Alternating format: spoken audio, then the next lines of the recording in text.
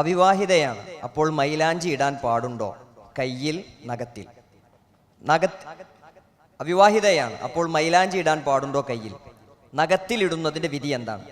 പിന്നെ സുറുമ ഇടാൻ പാടുണ്ടോ? നല്ലവണ്ണം അടിച്ചു വീശാത്തതാണെങ്കിൽ ചെറുതായിട്ട് സുഗന്ധം പൂശുന്നതിൻ്റെ വിധി എന്താണ്? അതിനോട് ചേർത്തുകൊണ്ട് രോമവും പുരുകവും കളയുന്നതിൻ്റെ വിധി എന്താണ്? സുഗന്ധദ്രവ്യങ്ങൾ ഉപയോഗിക്കുന്നത് അനുവദനീയമാണോ? സൗന്ദര്യവർദ്ധക വസ്തുക്കൾ ഉപയോഗിക്കാൻ പാടുണ്ടോ? ഈ ചോദ്യങ്ങൾക്ക് അബ്ദുൽ മാലിക് സലഫി മറുപടി പറയും. സ്ത്രീകളുടെ സുഗന്ധവർദ്ധക വസ്തുക്കളുമായി ബന്ധപ്പെട്ടാണ് ചോദ്യം. അതിൽ ഒന്ന് മൈലാഞ്ചി ഇടാൻ പറ്റുമോ ഇല്ലേ എന്നുള്ളതാണ്. സ്ത്രീകളെ സംബന്ധിച്ചിടത്തോളം മൈലാഞ്ചി ഇടുന്നത് കൊണ്ട് കുഴപ്പമില്ല. പക്ഷേ ശരീരത്തിൽ ആകപ്പാടെ മൈലാഞ്ചി വാരി തേക്കുന്ന രീതി പണ്ട്, അത് ഒഴിവാക്കുക. ആവശ്യത്തിന് കയ്യിലിടാം എന്ന് മാത്രം. അത് മറ്റുള്ളവരുടെ ആകർഷിപ്പിക്കുന്ന രീതിയിലാകരുത്. രണ്ടാമത്തത് ഇപ്പം നമ്മുടെ നാട്ടിൽ സൗന്ദര്യവർദ്ധക അതിൻ്റെ ഭാഗമായിട്ട് സ്ത്രീകൾ പ്ലഗ് ചെയ്യാറുണ്ട്, അഥവാ പുരികം വടിച്ച് സൗന്ദര്യം വർദ്ധിപ്പിക്കാറുണ്ട്. സഹോദരിമാർ ശ്രദ്ധിക്കേണ്ട ഒരു കാര്യം, മഹാനായ റസൂലുള്ളാഹി സ്വല്ലല്ലാഹു അലൈഹി വസല്ലമ 2-3 വിധം സ്ത്രീകളെ പ്രത്യേകം അവരുടെ പ്രവർത്തനം എടുത്തു പറഞ്ഞ് ശപിച്ചിട്ടുണ്ട്. അതിൽപ്പെട്ട ഒന്നാണ് നാമിസാത്തുകളായ സ്ത്രീകൾ. നാമിസാത്ത് എന്ന് പറഞ്ഞാൽ പണ്ഡിതന്മാർ അതിന് കൊടുക്കുന്ന വിശദീകരണം ഫഹിയല്ലത്തി തസിലു ശഅറ മിനൽ വജ്ഹി, സ്ത്രീകളുടെ മുഖത്തിൽ നിന്ന് രോമങ്ങൾ നീക്കം ചെയ്യുന്ന സ്ത്രീകൾ. അപ്പോൾ പുരികം മുഖത്താണ്, അത് നീക്കം ചെയ്യുന്നത് സൗന്ദര്യം വർദ്ധിപ്പിക്കാനാണ്. അപ്പോൾ അത് പാടില്ല എന്ന് നബി സല്ലല്ലാഹു അലൈഹി വസല്ലമ പറഞ്ഞിട്ടുണ്ട്. നമ്മൾ അറിവില്ലായ്മ കൊണ്ട് ചെയ്തതായിരിക്കാം, കുഴപ്പമില്ല, അള്ളാഹുവിനോട് തൗബ ചെയ്താൽ മതി. ഇനി ആവർത്തിക്കാതിരിക്കാൻ ശ്രദ്ധിക്കണം. കാരണം ഇത് ഞാൻ പറയാൻ കാരണം മഹാഭൂരിപക്ഷം വിദ്യാർത്ഥിനികളും അത് ചെയ്യാറുണ്ട് എന്നാണ് മനസ്സിലാകുന്നത്.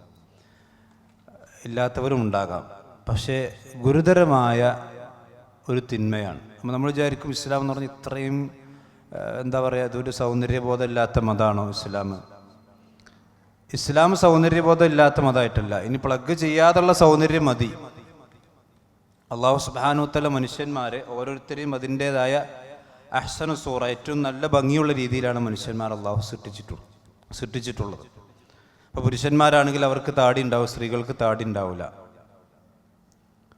പുരുഷന്മാർ സ്ത്രീകളെ പോലെ ആകാൻ പാടില്ല, അവർക്ക് താടി മീശുണ്ട്. ഒരു പെണ്ണിന് താടി വന്നാൽ എന്തായിരിക്കും അവസ്ഥ? ആ പെണ്ണിന് മാനസികമായ പ്രയാസം ഉണ്ടാവും. അപ്പോൾ അതുകൊണ്ട് തന്നെ സൗന്ദര്യം എന്നുള്ളത് അള്ളാഹു തന്ന സൗന്ദര്യം, അത് നമ്മൾ കാത്തു സൂക്ഷിക്കുക.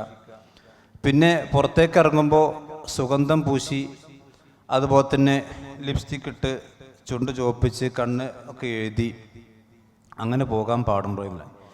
ഇതെല്ലാം ഒരു പെണ്ണിനെ സംബന്ധിച്ചിടത്തോളം സുഗന്ധം പൂശാം, അവർക്ക് ചുണ്ട് ചോപ്പിക്കാം, മുഖം കറുപ്പിച്ച് ചോപ്പിക്കാം, കണ്ണ് എഴുതാം, ഒക്കെ ചെയ്യാം. ഇതൊന്നും ഇസ്ലാം വിരോധം കൽപ്പിച്ചിട്ടില്ല. പക്ഷേ ഒരു ഡിമാൻഡ് വെച്ചിട്ടുള്ളത് സ്വന്തം ഭർത്താവിൻ്റെ മുന്നിൽ മാത്രം ആകാം എന്നാണ്. കാരണം ആ സൗന്ദര്യം അവിടെ ആസ്വദിക്കേണ്ടതും അവൾ ആസ്വദിപ്പിക്കേണ്ടതും അവിടെ ഭർത്താവിൻ്റെ മുന്നിലാണ്. നാട്ടുകാരുടെ മുന്നിൽ പോകുമ്പോൾ അവൾ സൗന്ദര്യം പ്രകടിപ്പിക്കാൻ പാടില്ല.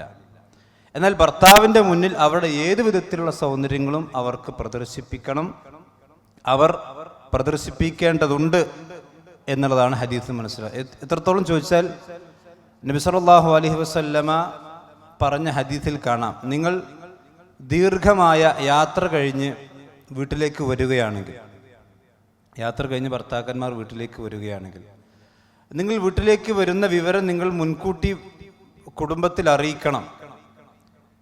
പെട്ടെന്ന് കയറി ചെല്ലാൻ പാടില്ല എന്ന് പറഞ്ഞതിൻ്റെ ഹിക്മത്ത്, അതിൻ്റെ യുക്തി പണ്ഡിതന്മാർ വിശദീകരിച്ചു പറഞ്ഞത് ഭർത്താവിന് വേണ്ടി ഭാര്യ അണിഞ്ഞൊരുങ്ങാൻ വേണ്ടി എന്നുകൂടി പണ്ഡിതന്മാർ പറഞ്ഞിട്ടുണ്ട്. ഭർത്താവ് വീട്ടിലേക്ക് വരുമ്പോൾ അവിടെ എല്ലാവിധ സൗന്ദര്യ ഉപയോഗങ്ങളും അതുപോലെ തന്നെ സൗന്ദര്യം പ്രകടിപ്പിക്കുന്ന രീതിയിലായിരിക്കണം ഉണ്ടാകേണ്ടത്. അപ്പം ഞാൻ പറഞ്ഞു ഇതൊക്കെ ആകാം. ഇനി പുറത്തേക്ക് ഇറങ്ങുമ്പോഴും അതുപോലെ തന്നെ മറ്റു കാര്യങ്ങളൊക്കെ സുഗന്ധം പൂശി ആളുകളെ ആകർഷിക്കുന്ന രീതിയിൽ ആകാൻ പാടില്ല. അതുപോലെ തന്നെ ലിപ്സ്റ്റിക്ക്, പിന്നെ അതുപോലെ തന്നെ ഈ ഷൂട്ടക്സ് പോലെയുള്ള കാര്യങ്ങൾ, അതൊക്കെ ഇനി വീട്ടിൽ നിന്നിട്ട് കഴിഞ്ഞാലും ചിലപ്പോൾ പലപ്പോഴും ഒതു എടുക്കുമ്പോൾ അവിടെ വെള്ളം നനഞ്ഞോണമെന്നില്ല. അപ്പോൾ ഒതു എടുക്കുമ്പോൾ വെള്ളം നനയാത്ത രീതിയിലുള്ള സൗന്ദര്യവർദ്ധക വസ്തുക്കളാണെങ്കിൽ അത് ഉപയോഗിക്കാൻ പാടില്ല. അത് ഇനി ഭർത്താവിൻ്റെ മുന്നിൽ ഉപയോഗിച്ചാലും പിന്നെ ഒതു എടുക്കുന്ന സമയത്ത് അതുണ്ടാകാൻ പാടില്ല എന്നർത്ഥം. ചുരുക്കത്തിൽ